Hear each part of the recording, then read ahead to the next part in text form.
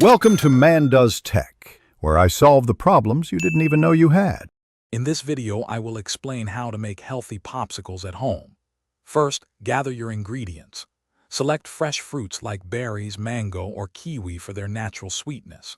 You'll also need a liquid base such as coconut water, unsweetened juice, or a creamy yogurt. For a touch more sweetness, consider adding a tablespoon of honey or maple syrup. These simple choices lay the foundation for delicious, guilt-free treats. Once you have your ingredients, it's time to blend. Combine everything in a blender and process until the mixture is completely smooth, with no large fruit pieces left. Don't be afraid to get creative with your flavor combinations. Strawberry and banana, or pineapple and coconut, are always popular. A little squeeze of fresh lemon or lime juice can really enhance the taste. Now, carefully pour your blended mixture into your popsicle molds.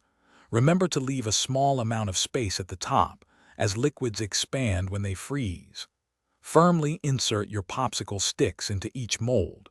Place the filled molds in the freezer and let them solidify for at least 4 to 6 hours.